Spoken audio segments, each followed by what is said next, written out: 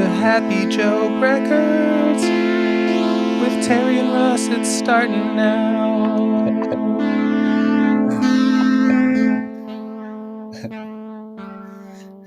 Did Wayne Coyne drop by? I had something else in my mind, and I wasn't going to sing. I don't want to sing, but then I missed a note somewhere in there, and the whole thing went a very different direction than I had originally intended. And I also, I don't want to talk too much meta talk about the production of this little thing we've got going, Yeah. but I have in my mind that the keys will be more of a background deal, and I'll be like shredding on guitar to open up, and I've got like the tone in my mind. But then I just keep falling back to having one thing sitting on the desk instead of this giant stack of junk, which, like I know how to use the stack of junk, but there's something nice about just having the one thing that I feel like goes pretty well with my visuals that I've prepared as well.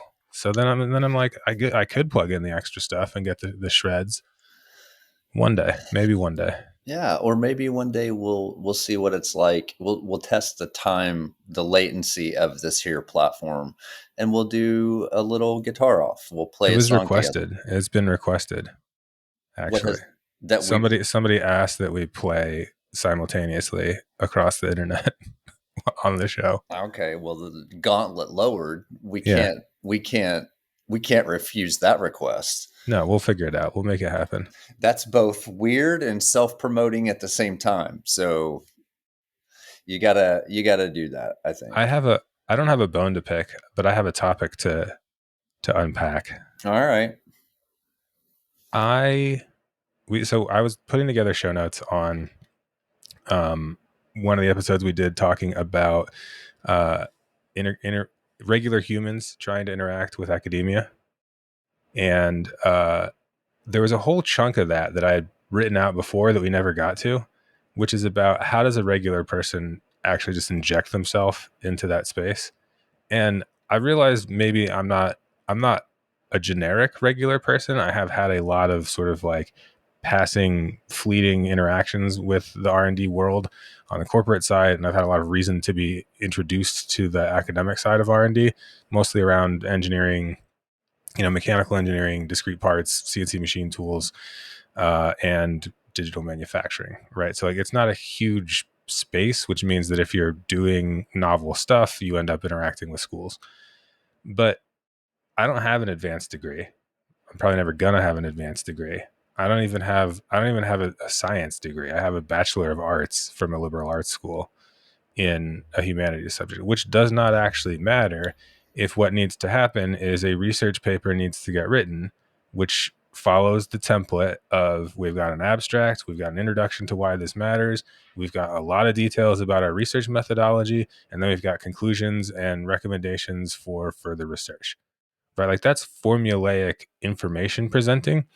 And the thing that I am capable of doing is presenting information in that formulaic manner. So like my experimental design might not be amazing, but if I have three good experimental designers or three good programmers who can talk about the technical thing, we're gravy. And I don't have like an illustrious publishing history of academic or other papers, but I have more than once had papers accepted to, I wouldn't say like prestigious, but the normal level of not not Terry and Russ's random random made up journal. Yeah. And the method that I used was I took the transcript of a Slack conversation with somebody who is an engineer, and I asked them a bunch of questions, and then I turned that into a draft of a paper, asked them to send me pictures of the thing that they were talking about, wrote figure 1, figure 2 under the pictures. And then if there were gaps, I'd be like, well, so what does this mean that thing X works a lot less well than thing Y? And that's it. That was like the whole method. And I feel like anybody could do that. And I'm afraid I don't want to be like too in my own head because I've spent a lot of time learning how to write. So knowing how to write is helpful, but anybody can do science, and anybody can either write the results up or talk about what the results were with somebody else and get them to write the results up. I think all of the other stuff involving letters after your name is sort of just extraneous compared to doing the science. I don't know. Do you do science, Terry? I like what you just said. The letters after the name are more about the letters after the name and not the thing that got the letters after the name. I feel like. I feel like we've talked about George Duvall, founder of Unimate, which probably is the most impactful person nobody knows. George Duvall was not a degreed engineer, but built a bunch of stuff. We've also talked about Bell Labs and Sandia and other research institutions that are more applied in nature.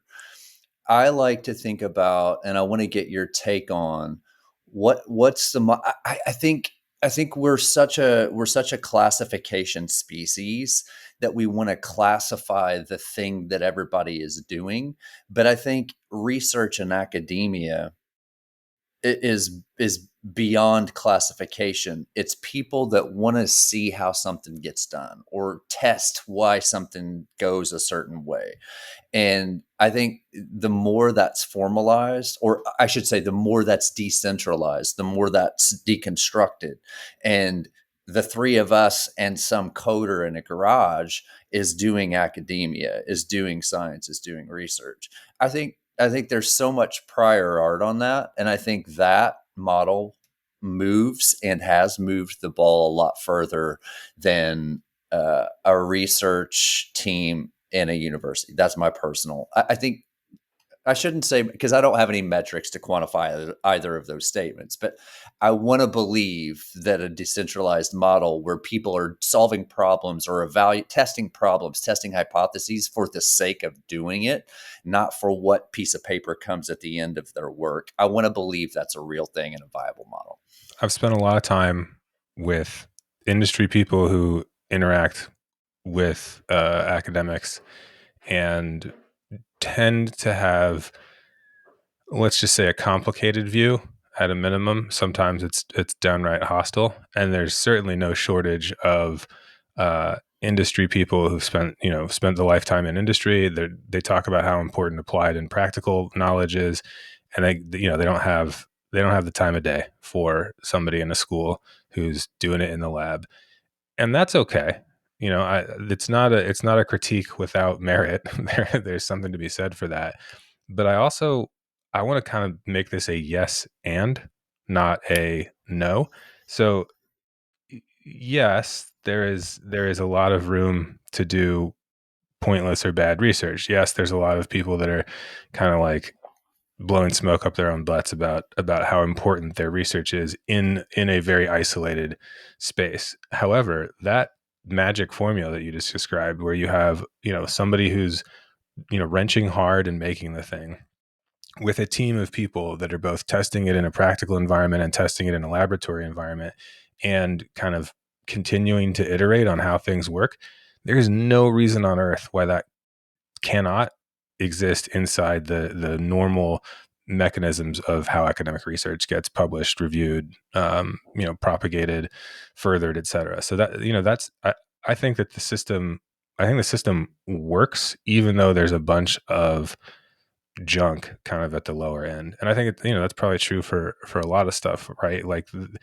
if you focus on the junk and the cruft and the worst of it, that's not necessarily indicative of how the entire system is working. And if the stuff that's really good can work in that system, that can be okay that there's a bunch of crappy stuff because the good stuff is also functioning and working. This is also a little bit about realistic expectations. Like not every paper that's published everywhere is going to be groundbreaking, major life altering life altering Okay, research. so that's the point I want to explore. That's where I was headed. What do you can you just, there's no percentage or quantifiable metric, but can you give some context? How much University of Wisconsin, whatever, decent state, a good public research institution, choose your school, choose your department, whatever. How much of the thing that any given team is working on is the thing, and how much is like the thing that's 3 degrees separated from the thing. In other words, how much of real problems are being researched versus, like, I feel like with academia, this is what I'm trying to tease out here. I feel like with academia, there are such obscure, bizarre, and abstract tangential things of the thing that's going to benefit component, part, society, whatever, that it's not useful. It's not useful because there's the complex coordination required to also research the 97 other things of the thing that have to be advanced don't happen in parallel, or it's, I feel like the thing 3 degrees separated from the thing is what academia is, and it doesn't really move the ball down the field. So And the process of peer review and the process of, I mean, there are a lot of different journals for a lot of different obscure and non-obscure things, but there are always going to be, preeminent outlets, whether that's just a written journal, whether it's a conference or whatever. So once you're into a space, it's pretty easy to tell among the people that are researching in that area, is this stuff good, and is it rising to the top and getting published in the top journals at the top conferences? Is the good research making its way to the top, despite the stuff that's farther removed? And one of the metrics of whether research is well regarded and widely cited is whether it's useful. So this is a concept that if you're an author of journal papers and research papers, you're living and dying by this idea of, am I getting a lot of citations? If you're a regular Joe, it just doesn't matter. It's not a thing you think about. And if you work for a company, 99% of the time, what you're worried about is, did I move product, right? So whether it's directly I moved product and sold stuff, or whether it's indirectly because I'm, in the sausage making process, not in the selling process, it's like, is it better today than it was before? Did we make it faster, cheaper, stronger? And did more people buy it? And there's I think sort of a false gap between, did the research get cited a bazillion times and did we sell a bunch of stuff? Both have downsides. Like the be all end all of the world is not to sell more product. Like if we sold lots and lots of Coca-Cola, that doesn't necessarily make the world a better place. Similarly, if we have a bazillion citations of X, Y, or Z research, that doesn't guarantee that research is the most important. But it's a pretty good yardstick, and it means that you can compare, Coke versus regional soda made with, I don't know, like Kentucky mud water, and it doesn't sell well. uh, you know, there's a meaningful difference between the stuff that's being accepted widely and selling and the stuff that doesn't sell. Similarly, the research that doesn't get cited doesn't get repeated, and and that's good, and that's the system working, in my opinion.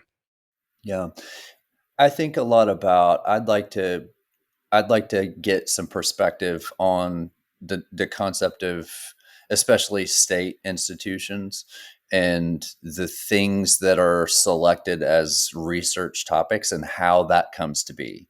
And my perspective on this is, in Kentucky, the University of Louisville has a really reputable engineering school called Speed Engineering School. And a lot of the research that Speed decides to execute is based on dollars from GE, which is now Higher, or there we have a big healthcare economic base here with hospitals, Baptist Hospital Organization. There are a number of healthcare chains. Humana is headquartered here. So a lot of the research that Speed takes on is directed by corporate interests in the state and in the area. How much of research is to continue to raise funds? And I'm not saying that's a bad thing. I'm not saying that's a bad thing, but how much of research is because humanity or society needs this thing, and how much of it is GE wants a better widget or wants to do a better widget, so we're going to have our best and brightest working on GE's widget. So this is where thinking really broad clarifies my opinions on this. So if I think in terms of an individual funded project that had, well, I won't pick on Kentucky. Let's say like University of Cincinnati does research that's funded by Johnson and Johnson because they're based there, or Georgia Tech does research on aircraft maintenance because Delta's got a hub there and does all their maintenance not far from Georgia Tech. Um, those types of the dollars lead to the research. They have overhead, right? And some of that overhead is paying for ribbon cutting ceremonies, and some of the overhead is paying for paper pushers, and some of the overhead is paying to to otherwise announce and market this work, and some of the overhead is just stuff that isn't really required and gets paid for anyway because it just kind of comes along as part of the package. And so reducing the amount of fluff and overhead and BS associated with direct research, regardless of what the funding source is, I think that problem is it's a pervasive issue for all types of funded work, and that's true for any kind of R&D, whether it's internal to a company or whether it's at a university. And I think that quote unquote the money problem with schools and research institutions doesn't have any good or immediate answers to it. But if you zoom way out and say, you know, on the aggregate across all schools, even take this beyond the United States and say across all schools, across all reputable institutions worldwide, generally speaking, is is good money going to research good stuff, or is good money going to research stupid stuff by some objective yardstick that neither you nor I are in a position to identify the stupid stuff versus the good stuff? I think on the whole, there's reason to believe that like the progress of humanity continues to have that system basically working, right? Like on the whole, we're researching, clean tech when it seems like clean tech is needed because the skies are dirty or because we have a climate change crisis upon us, or, if we have, you endless malaria outbreaks, then we do research to solve malaria. Or if we have cancer that's killing, leading cause of death, or heart disease, do we have heart disease research and do we have cancer research? So I think on the whole, it probably works. On any individual project, it's not hard at all to go find something where, you know, Terry's Terry's mega I don't know, Terry's Amazon.com funded research into better logistics, and most of that money went to pad Terry's pockets, not to research the better logistics. Do you think there is um, a personality template for who wants to be an academic? Oh yeah, and I think that creates a problem, and that's kind of the actionable thing that I'm trying to draw attention to. This is probably an aha moment where something occurred to me later in my life, and then then I assume that it didn't occur to anybody else. So then I get very excited about pointing this out as if as if it's this grand realization. But anybody can write a paper and get it published in a journal. You can say cite the sources. say it again. Anybody can get their name into Google Scholar. Like you can all be a researcher. And part of this is you can take stuff that you're already doing, write a paper about it, get it published, and have it on Google Scholar. Now, I'm not saying that if you're not doing, profoundly impactful work that you'll get tons of citations and you'll rise to the top, but there's no reason you cannot be an active participant in global R&D through the normal channels, right? Like it's through the same system that a graduate researcher who's trying to chase those letters after their name is going through. There's nothing stopping you from participating in exactly the same system.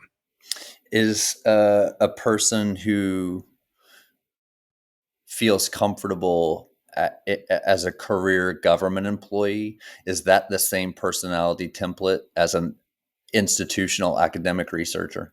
No, the government, the permanent government bureaucrat personality has either even less ambition or is even more conservative and hostile to change. Yeah. In academia, there's prestige that's not associated with being a bureaucrat. and there's a hope that you can reach that prestige. A bureaucrat who spends their career in service of government, uh, the good ones are looking at that as a public service, right? They're looking at it as, I am doing this because it provides a public good, it is needed, and this thing simply won't exist if we don't have somebody working in the bureaucracy.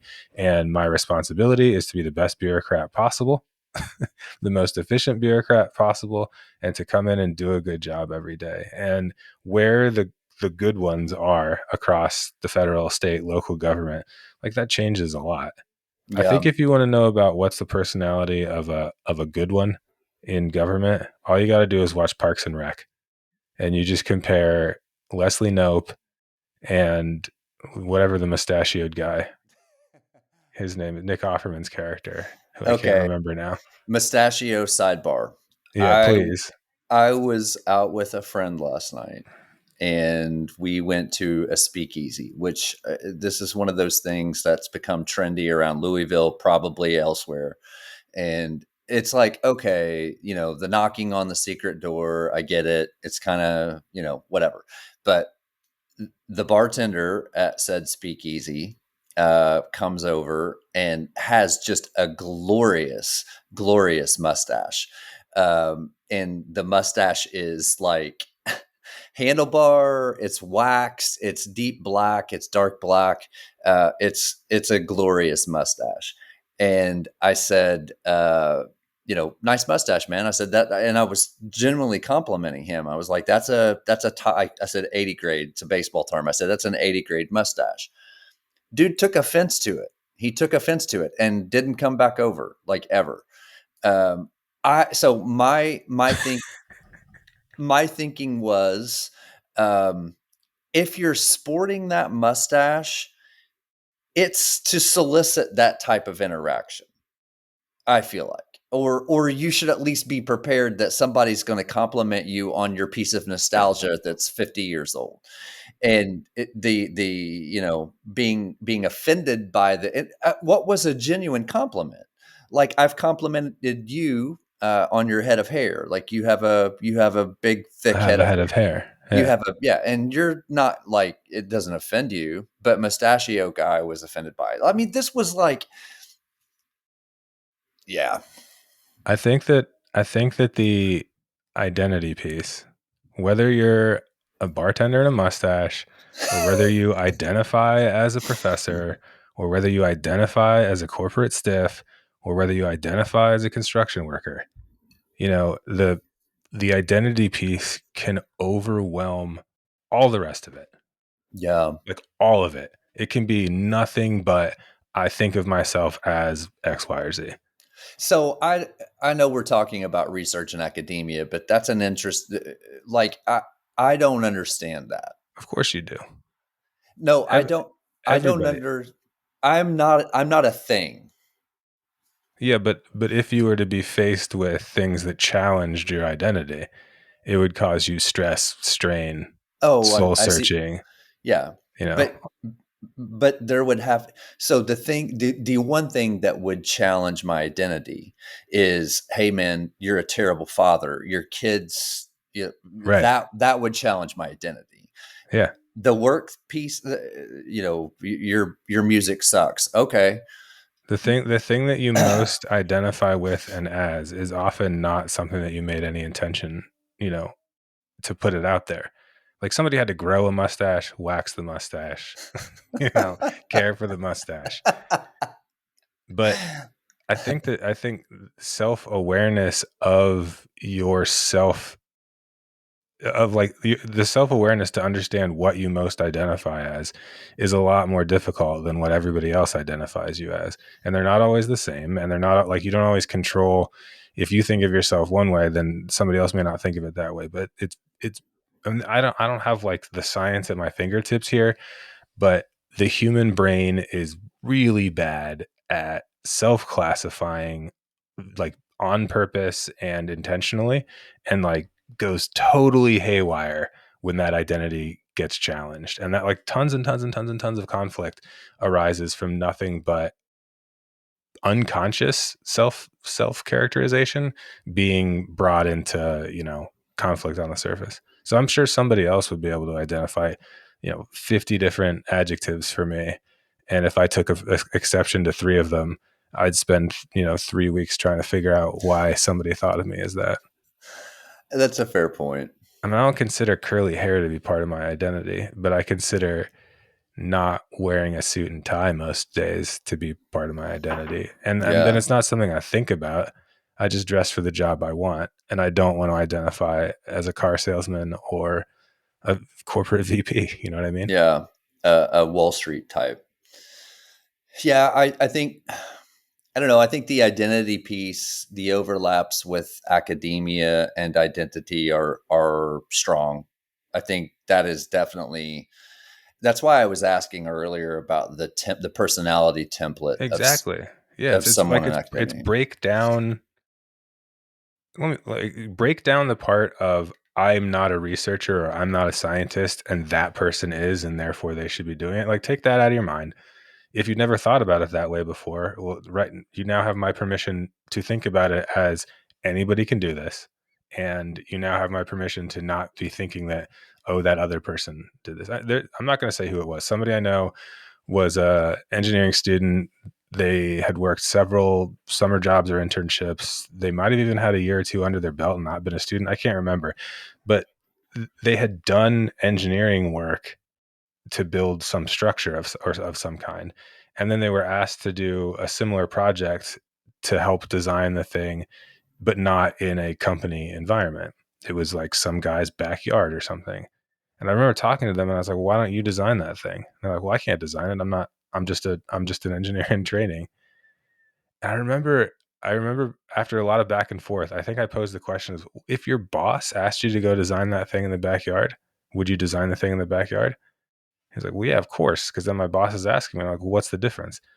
Oh, well, then I'm backed up. Well, because your boss doesn't know how to design the thing. He just asked you to because it's your job to do it. So Yeah. you don't have any backup from him because he doesn't know how to do it. And it was and I'm not criticizing this person for being in this situation, but like if you're stuck on I can't do it because I would be bucking the system or it's not supposed to work that way. Those sort of obstacles get in the way of so much progress. And one of them is I'm not a scientist. I can't do the research. So I think the bigger point is less about just academia. I think the bigger point was about I felt like I had a bunch of obstacles to it, and then I was surprised that I was allowed into the room to publish papers. And looking back on it, there was nothing ever stopping me from doing that. So I think about a conversation I had when I was on with Callie on Defense Startup, Yeah, and he was interested in getting my take on how to get more tech people interested in manufacturing and how to advance applied AI in it's a manufacturing. tough one. Well, I thought about it a lot after the fact and thinking about it through the context of what you've brought up today. Um, I think manufacturing organizations like the one you're very familiar with and other ones could really facilitate this with exactly what we're talking about. Hey, AI specialist X, here's $25,000 to solve this problem.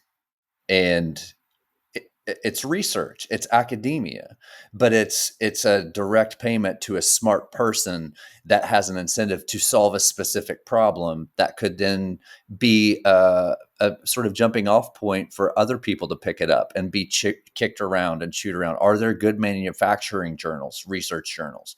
Are there good places for research like that to be consumed and viewed by operators and production specialists and get it kicked around and evaluated? Then there's no formal, and it can be an informal mechanism, but there's no formal delivery system for really smart people to solve problems without working specifically in manufacturing, which they don't want to do. They don't want to do Right, that. And for right. good reason. It's 50, there's a difference between what I just explained and being an employee of Ison or one Yeah, of these tool shops, because that's a different culture.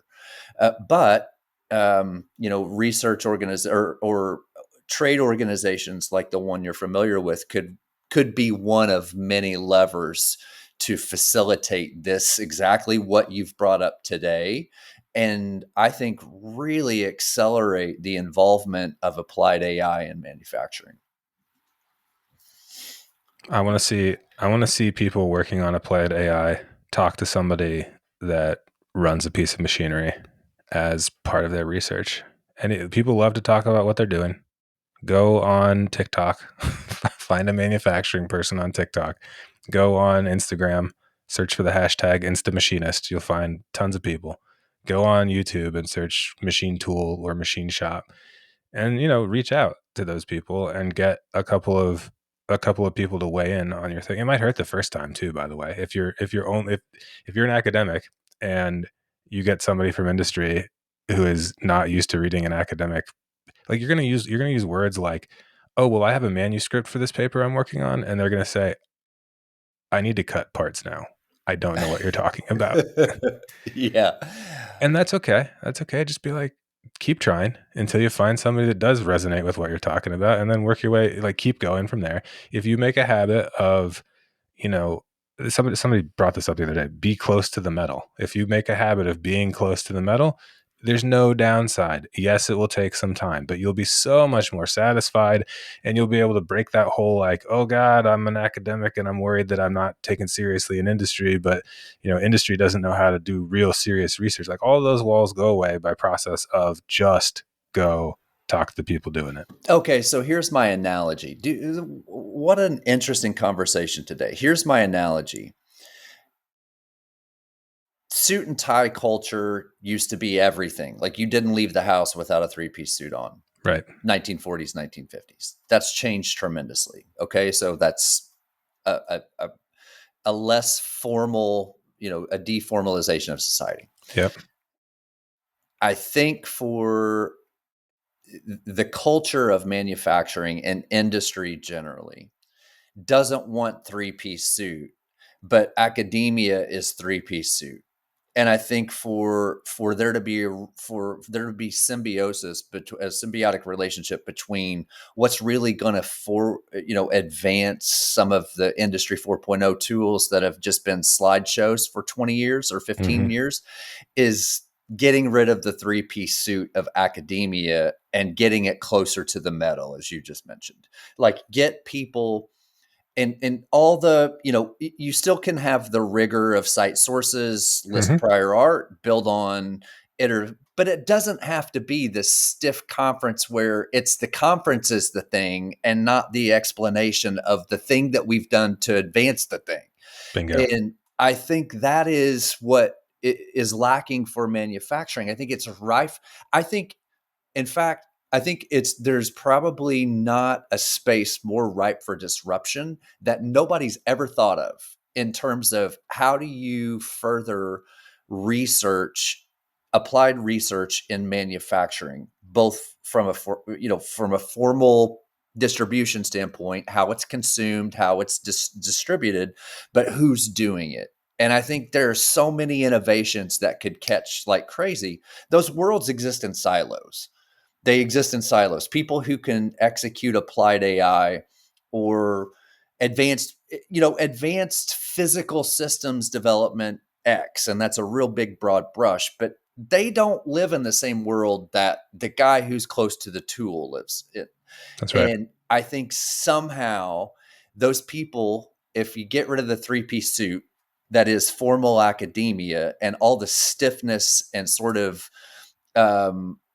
obtuse nonsense that goes along with that, and let those people just, get closer to the metal and roll up their sleeves and do fun things, I think you see a lot of advancements that have been promised for 20 years. All right. I think it's out there. I'll go find some people and bring them back to you. I think there's some of that already. So I'll go find them. So how cool would it be if we started doing a consistent segment where we pull together AI scientists or applied AI specialists and tool makers or industrial people who are close to the metal, and just Yeah, my what's ver- my version of that is, here's a nerd Here's a doer. You guys tell each other why it's never going to work. Yeah. And we'll leave those segments saying, okay, well, now we know why they're in different worlds. No, it'll be good. All right, Terry. We uncovered a lot today. Got to cut Yeah. it shorter than usual. By the way, I saw our a planned guest came in. He sent me a note about an accident at his club. Oh So no. we'll get that rescheduled for this week. All right. Well, we'll talk to you soon. Thanks for probing my mind today. Yeah, that was a fun conversation. Bye, Terry. Have a good afternoon.